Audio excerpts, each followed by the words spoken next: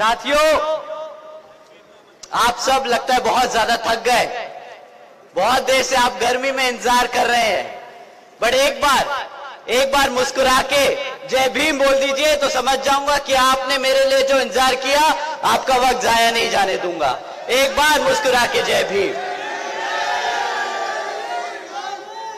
साथियों, आपकी शक्ल पे जो मुस्कुराहट है और ये जो दिल से जय भीम निकला है, इसी के लिए मान्यवर साहब श्री काशीराम जी और मायावती जी ने, आदरणीय मायावती जी ने अपनी पूरी जिंदगी त्याग दी।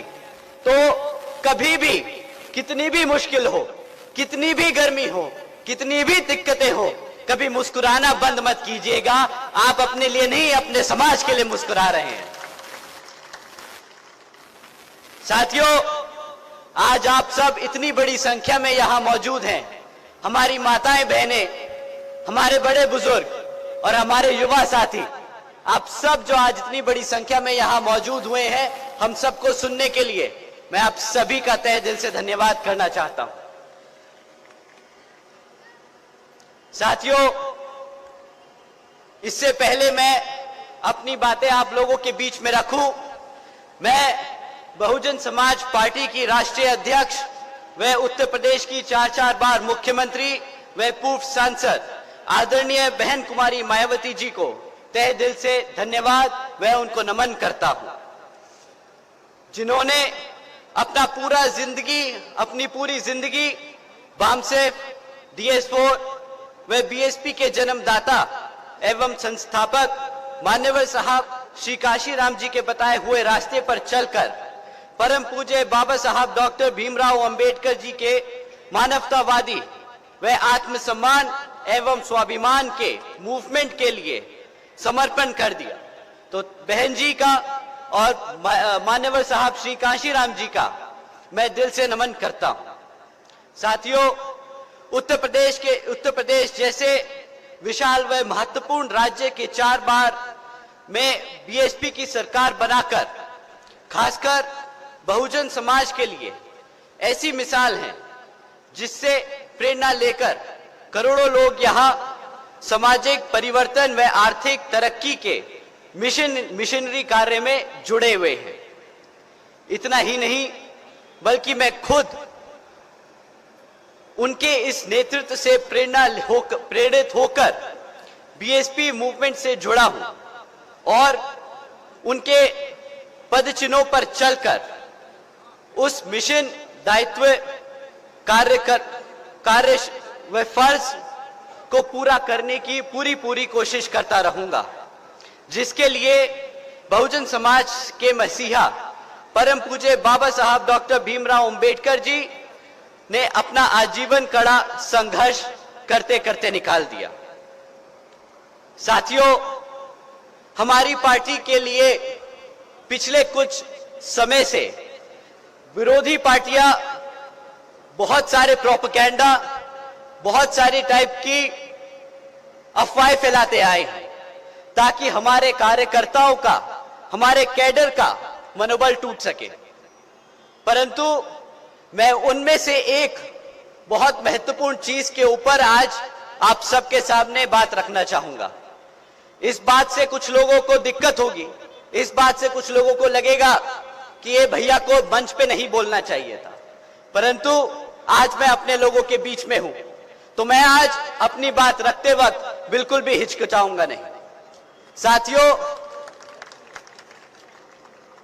कुछ पार्टी विरोधी लोग हमारे कैडर, हमारे कार्यकर्ताओं के बीच में जाकर बोलते हैं कि भाई बसपा पिछले कुछ सालों से इसलिए नहीं तरक्की कर पा रही क्योंकि वो किताबों के बोझ में दबी है। साथियों, जो ये बोलते हैं उनको आज हम जवाब देना चाहेंगे। साथियों, आप लोगों ने इलेक्टोरल बॉन्ड्स के बारे में सुना होगा। अगर आप लोगों ने न्यूज में इलेक्टोरल बॉन्ड्स के बारे में नहीं सुना तो मैं आज आपको उसके बारे में 2 बातें बताता हूं और कैसे ये किताबों के बारे में उससे जुड़ती है। साथियों, पिछले 6 सालों में करीबन 25 राजनीतिक दलों ने तकरीबन 16,500 करोड़ रुपए बड़े बड़े धरना सेठों की कंपनियों से इन इलेक्टोरल बॉन्ड्स यानी चंदे के रूप में अपनी पार्टियों में लिया। साथियों, इन 25 राजनीतिक दलों में बीजेपी, कांग्रेस, समाजवादी जैसी पार्टियों के नाम हैं, परंतु इसमें एक पार्टी का नाम नहीं है। क्या आप जानते हैं वो कौन सी पार्टी है जिसका नाम इस इलेक्टोरल बॉन्ड्स में नहीं है? साथियों, बीएसपी ने आज तक कभी भी किसी धरना सेठ से पैसा नहीं लिया है, कभी भी नहीं किसी एक धरना सेठ से पैसा लिया है। आप जानते हैं बीएसपी केवल यहां उत्तर प्रदेश में ही नहीं बल्कि पूरे देश में बड़े बड़े पूंजीपतियों से पैसा लेकर नहीं, बल्कि अपने कार्यकर्ता, अपने कैडर, अपने समर्थकों के तन मन और धन से ये अपने इलेक्शन लड़ती आई है और आगे भी लड़ती आएगी। तो साथियों, ये उनको मुंह तोड़ जवाब है, ये उनको सबूत है जो आपसे बोलते हैं कि हाथी का किताबों के बोझ में दब रहा है, वो दो बोझ में नहीं दब रहा। ये पार्टी अपने कार्यकर्ताओं के धन से चलती है। कार्यकर्ता इसको अपना कर्तव्य समझता है कि अगर अपने मूवमेंट को चलाना है तो वो अपने दिल से धन देता है इस पार्टी को चलाने के लिए। साथियों, बता दो ताली बजाकर अगर ये बात सच है कि नहीं।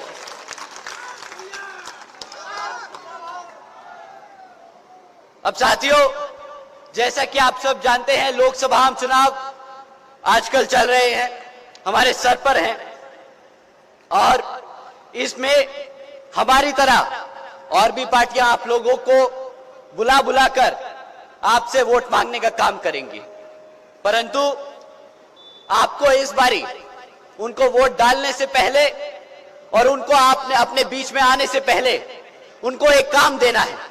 उन्हें बोलना है कि इससे पहले हम तुम्हारे मंच पे तुम्हारी मीटिंग में आके तुमसे तुम्हारी बात सुने, हमें पिछले 10 साल का हिसाब दो, हमें पिछले 5 साल का हिसाब दो। साथियों, कभी भी चुनाव आने वाले 5 साल के वादों पे नहीं, अब आने वाले पिछले 10 साल के रिकॉर्ड पे लड़ा जाना चाहिए। आपको सवाल करना चाहिए कि जब तुम्हें हमने सत्ता में बिठाया था तो पिछले 10 साल और 5 साल से तुम लोगों ने हमारे समाज, हमारे लिए क्या काम किए। तभी साथियों, बहन जी के सख्त आदेश है कि बीएसपी कभी मैनिफेस्टो जारी नहीं करती। बहन जी हमेशा बोलती हैं कि जब भी आप अपने समाज के बीच में जाएं तो आप कभी भी आने वाले 5 साल, आने वाले 10 साल के काम ना बताएं।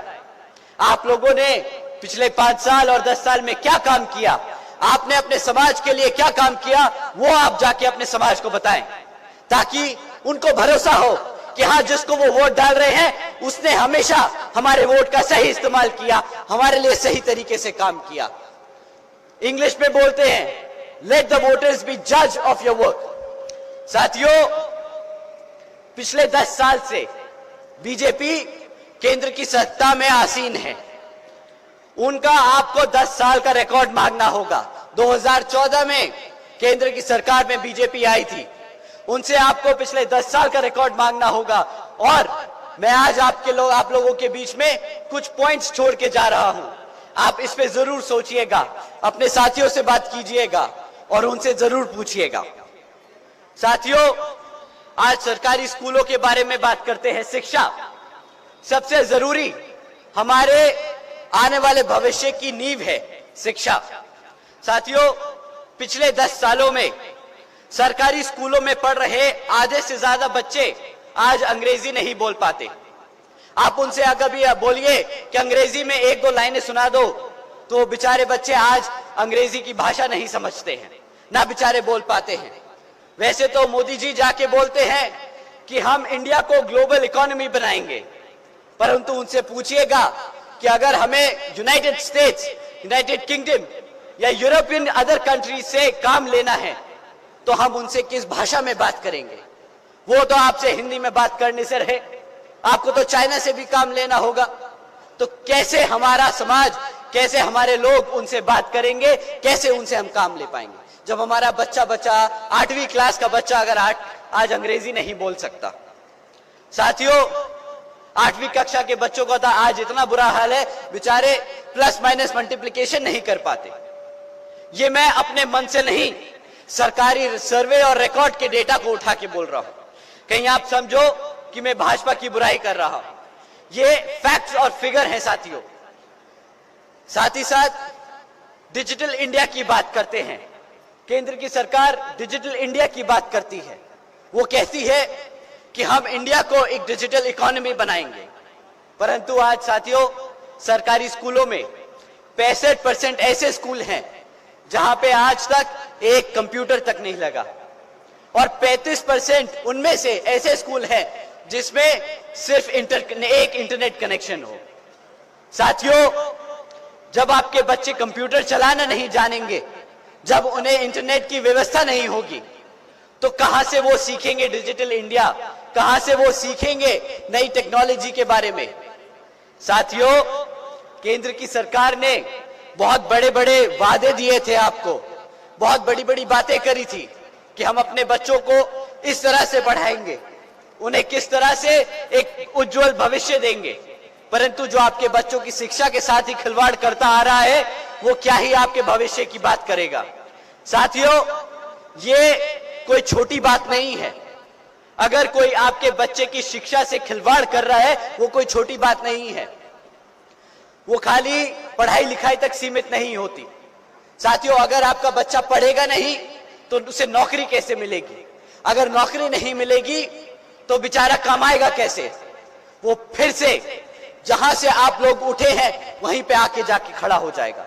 आप लोगों ने कड़ी मेहनत करके वो मजदूरी से उठे हैं, परंतु ये लोग आपके बच्चों को फिर मजदूर बनाना चाहते हैं। साथियों, यह वक्त है उनसे सवाल करने का कि पिछले 10 साल में तुमने हमारे बच्चों को मजदूर बनाने का काम किया है, ना कि एक उज्जवल भविष्य देने का। साथियों, किसी भी कारण अगर बच्चा पढ़ लिख जाए, कितनी भी मुश्किलों से पास हो जाए, अगर वो किसी तरह पास हो जाए तो नौकरियों के हाल इतने खराब हैं कि मैं आपके सामने 3-4 फैक्ट्स रखूंगा, आप समझ जाएंगे कि यहां पे युवा कितना परेशान है। साथियों, आज 3 में से 1 ग्रेजुएट युवा बेरोजगार घूम रहा है। यहां पे कितने मेरे युवा साथी हैं जिनके पास नौकरी नहीं है? एक बार हाथ उठा के बोले। पूरा पंडाल खाली हो गया। साथियों, अगर आपको नौकरी नहीं देंगे तो अपने आप मां बाप को वापस पलट के क्या जवाब देंगे कि आप लोग दिन भर करते क्या है? साथियों, अगर आप अपने इतनी पढ़ाई लिखाई कर अपने मां बापों की फाइनेंशियली मदद नहीं कर सकते तो अब मुझे समझ आता है कि आप लोगों को कितनी तकलीफ होती होगी। साथियों, जहां पे 3 में से 1 ग्रेजुएट रोजगार में है और 3 में से 1 ग्रेजुएट बेरोजगार है, तो जहां पे नौकरियों के अवसर निकलते हैं वहां पे आपको ऐसी खबरें मिलती हैं कि भाई सरकारी नौकरियों में टेस्ट होता है, एंट्रेंस टेस्ट होता है। आप लोगों ने एंट्रेंस टेस्ट दिया, परंतु 4 दिन बाद पता चलता है उस एंट्रेंस टेस्ट का पेपर लीक हो गया था और सरकार ने वो पेपर ही कैंसिल कर दिया। कितनी बार हमारे युवा साथी वहां एंट्रेंस टेस्ट देने जाते हैं और बाद में पता चलता है कि भाई वो एंट्रेंस टेस्ट देना बेकार हो गया। 5-5 हजार नौकरियां निकलती हैं, 70-70, 80-80 हजार लोग अप्लाई करते हैं, उसके बावजूद भी ये पेपर लीक हो जाते हैं। अगर नौकरी देने का मन नहीं है, सरकार का नौकरी देने का मन नहीं है, तो पेपर लीक करके हमारे बच्चों के साथ ऐसा खिलवाड़ तो ना करे।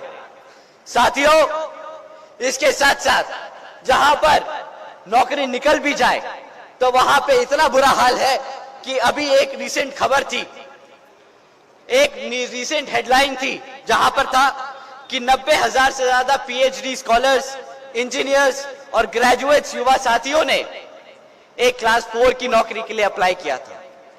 कुछ चंद हजार नौकरियां थी जिसके लिए 90,000 ओवर क्वालिफाइड बच्चों ने अप्लाई किया। साथियों, अगर आप लोगों को शिक्षा नहीं मिलेगी, अगर आप लोगों को नौकरियां नहीं मिल पाएंगी, तो इसका क्या इंपैक्ट होगा? हमारे बड़े बुजुर्ग बैठे हैं, वो जानते हैं रिजर्वेशन का मतलब क्या है, उसकी अहमियत क्या है। अगर बच्चों को शिक्षा नहीं मिलेगी तो ना वो कभी नौकरी के लिए अप्लाई कर पाएंगे, और अगर बाय चांस नौकरी के लिए अप्लाई कर भी दिया तो नौकरी होगी नहीं। जब नौकरी होगी नहीं तो रिजर्वेशन कहां से मिलेगा? साथियों, इस केंद्र की भाजपा सरकार ने आपको एक तरफ से नहीं कई तरफ से घेरा है। इन्होंने आपको आपके वोटों से कमजोर नहीं, आपकी जड़ों से कमजोर करने की कोशिश की है, आपके भविष्य को खत्म करने की कोशिश की है। ना आपको वो रोजगार देना चाहते हैं, ना आपको वो रिजर्वेशन देना चाहते हैं। साथियों, केंद्र की सरकार सत्ता में आई थी बोल के कि हम सालाना 2 करोड़ नौकरियां देंगे। 2 करोड़ नौकरियों के हिसाब से आज 10 साल बाद ये 10 करोड़ नौकरियां हो जानी चाहिए थी, परंतु आज तो इतना बुरा हाल है कि हमारे युवा साथी है सड़क पर सड़क घूमते रहते हैं कि किसी तरह कहीं पे 5,000 10,000 का काम ही मिल जाए। साथियों, इसकी आड़ में हमारे भाजपा के नेता क्या बोलते हैं कि हम रोजगार को ना दे पाए, परंतु उसको बचाने के लिए, उस चीज से आपका ध्यान भटकाने के लिए क्या बोलते हैं कि आप मुफ्त में राशन ले लो। मुख्यमंत्री जी, प्रधानमंत्री जी और बीजेपी के अन्य नेता बोलते हैं बड़े गर्व से कि मित्रों, आज बीजेपी की सरकार ने 80 करोड़ से ज्यादा देशवासियों को मुफ्त में राशन का देने का काम किया है। परंतु इन नासमझों से कोई पूछे कि भाई 80 करोड़ लोगों को अगर तुमने मुफ्त में राशन दिया है तो इसका मतलब 80 करोड़ लोग, 80 करोड़ देशवासी यहाँ के गरीबी रेखा से नीचे हैं। तो आप लोगों ने पिछले 10 साल में हमारे आधे से ज्यादा देश को गरीबी रेखा से नीचे धकेलने का काम किया है। इन 80 करोड़ देशवासियों को मुफ्त में राशन देने की कीमत जानते हैं? जो बचे कुचे मिडिल क्लास के लोग अगर रोजगार में टैक्स का पैसा जमा करते हैं, अब 80 करोड़ लोगों को फ्री में राशन देने की कीमत 2 लाख करोड़ है। साथियों, आपके मेहनत की कमाई के टैक्स के पैसे ऐसे ये लोग बर्बाद कर रहे हैं। 80 करोड़ लोगों को 2 लाख करोड़ रुपए खर्च कर मुफ्त में राशन दे रहे हैं। आप लोगों को कितना राशन मिलता होगा साथियों? एक छोटा सा गणित करते हैं। राशन की कीमत महीना कुछ नहीं मिलता ना साथी, कुछ नहीं मिलता। भैया 4 किलो आटा मिले, 5 किलो आटा मिले, तुम्हें महीने का तेल भी दे दे तो क्या कीमत लगेगी? 2,000 2,500 रुपया, 500 रुपया, 500 रुपए, 1,000 रुपए के 500 रुपया लगा दे महीने का, साल का कितना हुआ? 6,000 रुपए। 6,000 रुपए खर्चते हैं आपके राशन पे ये लोग, और आपसे लेते क्या है इसके बदले? कम से कम अगर क्लास 4 की नौकरी लगेगी तो 15 से 20,000 रुपए महीने की आपको पगार मिलेगी। आपको 6,000 रुपए देके आपसे महीने का 20,000 रुपया लूटते हैं ये लोग। साथियों, जहां पे इन लोगों ने हमारे मेहनत के कमाए हुए टैक्स का पैसा 2 लाख करोड़ रुपया खर्चा इस राशन पे देने का, अगर आपको नौकरियां देने का काम करते 20,000 रुपए की, तो आज देश में 20 लाख करोड़ का नया उत्पादन होता। ये जीडीपी 20 लाख करोड़ से बढ़ा सकते थे, परंतु इन्होंने पिछले 10 साल से मार्केटिंग करने का काम किया है। इन्होंने हमेशा एक के बाद एक योजना निकाली, उस योजना के ऊपर जो पैसा लगाया वो पैसा 10% उस योजना में लगाया और 90% उसे मार्केट करने में लगा दिया। ये बीजेपी की सरकार नहीं, ये भारत की सरकार नहीं है, ये आज मॉडर्न इंडिया की मॉडर्न मार्केटिंग एजेंसी बनके रह गई है। इनका काम सिर्फ और सिर्फ अपनी एजेंसीज को इस्तेमाल करके अपनी पॉलिसीज को मार्केट करना रह गया है। ये सिर्फ मार्केट करते हैं और हमारे देशवासियों को गरीबी रेखा से नीचे धकेलते हैं। साथियों, ये तो रही पॉलिसी की बातें। अब जरा सेफ्टी और सिक्योरिटी, लॉ एंड ऑर्डर की एक बात करता हूं, क्योंकि कहीं शायद ये ज्यादा बुरा ना मान जाए, इसलिए सिर्फ एक लाइन बोलूंगा। एक ऑर्डर इन्होंने पास किया था कुछ दिनों पहले। हमारे यूपी के मुख्यमंत्री जी ने एक ऑर्डर पास किया कि आज से लड़कियां रात को 8 बजे प्राइवेट कॉलेजेस और इंस्टीट्यूट्स में ट्यूशंस नहीं लेंगी, क्योंकि वो उनकी सुरक्षा की गारंटी नहीं ले सकते। साथियों, अगर यहाँ के मुख्यमंत्री जी आपकी बेटियों की सुरक्षा नहीं कर सकते तो पता नहीं कहां की उनको किस बात की उनको सत्ता में बिठाने का हमने काम किया था। साथियों, ना ये सुरक्षा दे पाए, परंतु ये बहुत गर्व से बोलते हैं कि हमारी यूपी की सरकार बुलडोजर की सरकार है। बुलडोजर की सरकार का टाइटल लेके इन्हें बहुत गर्व होता है। बुलडोजर की सरकार, इन लोगों को समझ नहीं आता कि बुलडोजर की सरकार का मतलब कोई बहुत अच्छा काम नहीं। तुमने बुलडोजर की सरकार का टैग ऐसे लिया, तुमने गरीबों के घर तोड़ के लिया है, तुमने लोगों के पेट पे लात मार के लिया है। तुम्हें सत्ता में इसलिए नहीं बिठाया था ताकि तुम हमारे गरीबों का घर तोड़ो। तुम्हें सत्ता में इसलिए बिठाया था ताकि तुम गरीब लोगों को काम दे सको, उन्हें रोजगार दे सको, उनके सरों पे छतें दे सको। ये बेचारे मूर्ख लोग सोचते हैं कि बुलडोजर का टाइटल मिल गया है तो बहुत फख्र की बात है। बेशरम लोग समझते नहीं कि गरीबों के पेट पर लात मारने का काम किया है।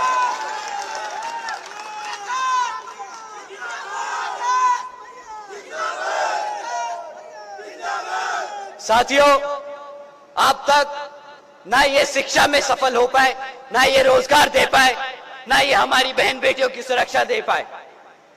अब ये लोग बोलते हैं कि हम इंडिया को $5 ट्रिलियन की इकोनॉमी बनाएंगे। ये सोचते हैं कि बिना रोजगार दिए, बिना जीडीपी बढ़ाए ये इंडिया की $5 ट्रिलियन इकोनॉमी बना लेंगे।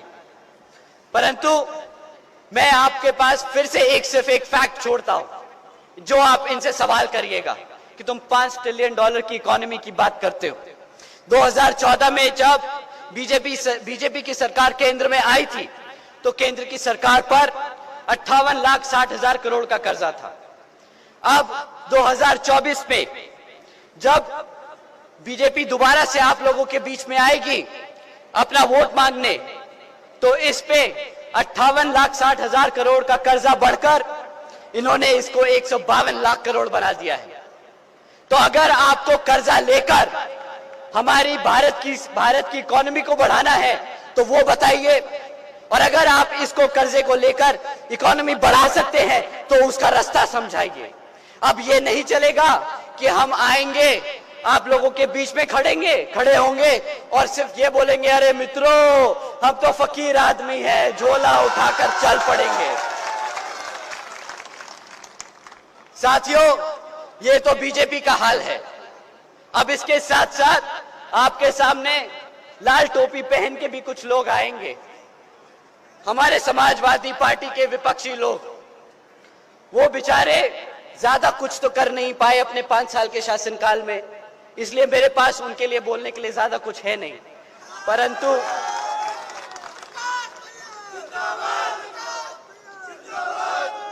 परंतु हमारे युवा साथी एक बात जरूर हमसे बोलते हैं कि भैया वो टोपी पहनकर हमें टोपा जरूर पहना गए। साथियों, जिस समाज ने इनको पिछले विधानसभा इलेक्शन में एक तरफा वोट डाला था, जिस समाज ने इनको एक तरफा वोट डाला था, आज जब उस समाज पे पीड़ा होती है, जब उस समाज पे अत्याचार होता है, तो ये अपनी चुप्पी साधे बैठे रहते हैं। बताइए यहाँ पे मेरे मुसलमान समाज के भाइयों बहनों, जब आप लोगों पे अत्याचार हुआ, क्या इन लोगों ने उठकर आपके अत्याचारों के लिए आवाज उठाई कि नहीं उठाई? हाथ उठा के बताइए कि उठाई कि नहीं उठाई? साथियों, ना ये आपके अपने हैं, ना ये आपके लिए कभी खड़े हुए थे, ना ये कभी आपके लिए खड़े हुए हैं। परंतु इन्होंने एक बात के लिए बहुत अच्छे से जम के लड़े थे, ये एक चीज के लिए बहुत जम के लड़े थे। इनके सांसद लोकसभा में सबसे आगे थे। जब रिजर्वेशन इन प्रमोशन का बिल प्रेजेंट हुआ था, ये सबसे आगे खड़े थे उस बिल को फाड़ने के लिए। साथियों, ये आपको तरक्की करते हुए देखना नहीं चाहते, ये सिर्फ संडे को क्रिकेट खेलना चाहते हैं। मुख्यमंत्री बनकर बंगलों में बैठकर इनको क्रिकेट खेलने का बहुत शौक है। तो अगर आप लोगों को काम करने वाला नेता चाहिए, क्रिकेट खेलने वाला नहीं, तो एक बारी दोबारा से इनसे सवाल पूछिएगा कि भाई जब 5 साल तुम्हें दिए थे तो तुमने करा ही क्या है? साथियों, अगर इन लोगों की मैं कमियां गिनाता रह जाऊं तो शायद अगला लोकसभा चुनाव आ जाएगा, पर इन लोगों की कमियां खत्म नहीं होगी। परंतु आज मैं आपसे, आपने जो हमें इतना कीमती समय दिया है, हम बहन जी के काम के बारे में बात करेंगे, बहन जी के मॉडल, गवर्नेंस मॉडल के बारे में बात करेंगे। उन्होंने अपने 5 साल के शासनकाल में क्या करके दिखाया, हम वो आपके सामने रखेंगे, ताकि आप अपना वोट जब डालें तो सोच समझ के डालें। साथियों, बहन जी के गवर्नेंस मॉडल के तहत चलकर यहाँ बीएसपी की सरकार ने महामाया गरीब बालिका आशीर्वाद योजना के तहत, जहां पर हमारे 3,25,000 बच्चियों को 1-1 लाख रुपए देने का काम किया। साथियों, हमारी बहन जी ने देश में पहली बार बच्ची को पैदा होते ही लखपति बनाने का काम किया था।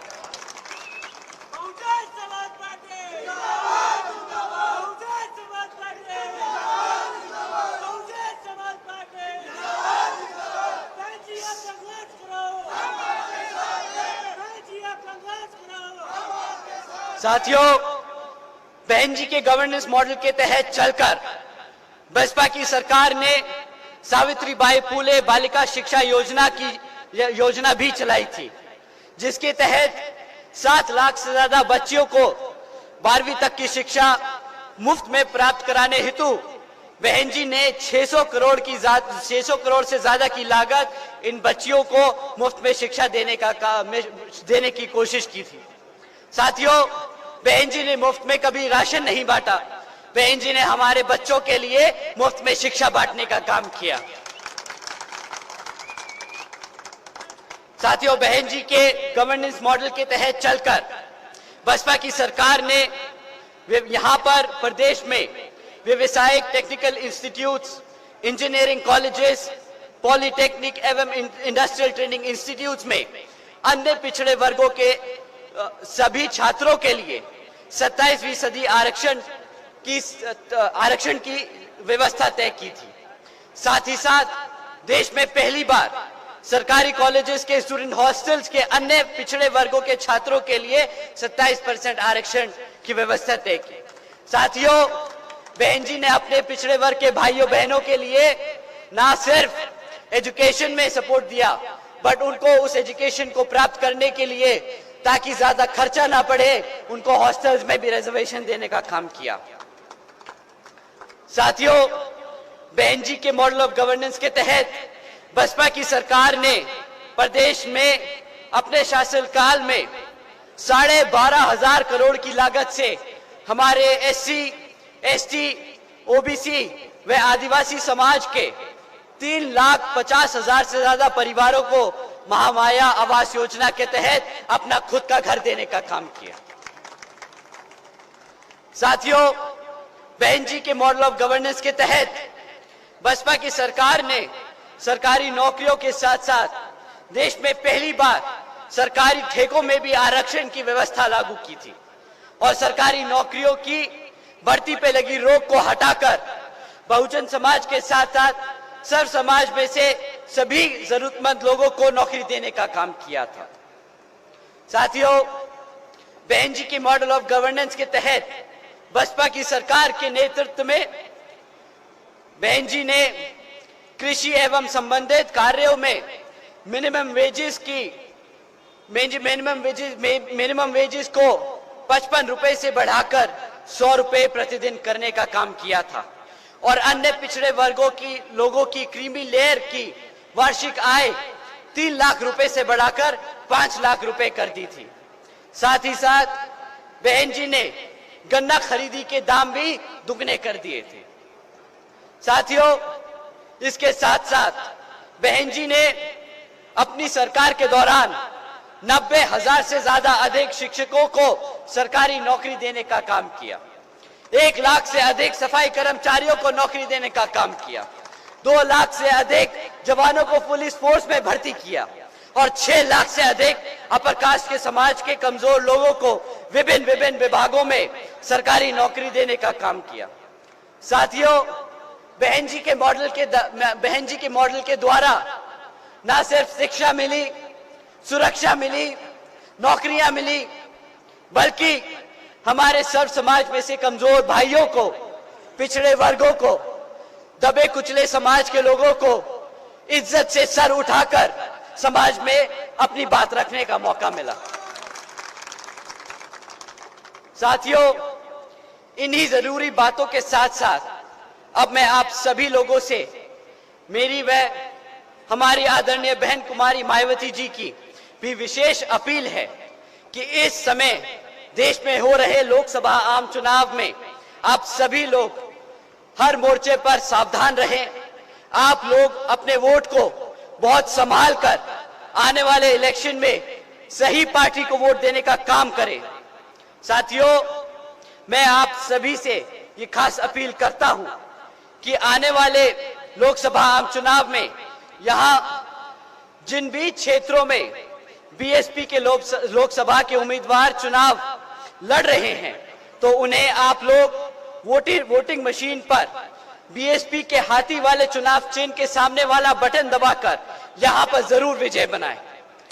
और इसके लिए मैं मेरे युवा साथियों से सख्त, अब मैं आपको अपना समझ के बोलता हूं, ये आप लोगों से मैं बड़े प्यार से, सख्त तरीके से, आप उसे जैसा भी समझे, बड़े प्यार से मैं बोलता हूं कि आप प्लीज अपने हर एक साथी को, अपने हर एक दोस्त को, अपने हर एक बड़े भाई को, अपने हर एक बड़ी माता बहन को वोटिंग के दिन ले जाकर उनका हाथी के सामने वाला बटन दबाकर यहां पे बीएसपी के प्रत्याशी को जिताने का काम करें। आने वाला समय हमारे युवा साथियों का है, आने वाला समय हमारे बीएसपी का है। तो साथियों, पीछे ना रहना, आने वाले लोकसभा चुनाव में बढ़ चढ़ के हिस्सा लेना और बीएसपी को यहां पर विजयी बनाना। आप सभी से यही अपील करते हुए अपनी बात यही समाप्त करता हूं। जय भीम, जय भारत।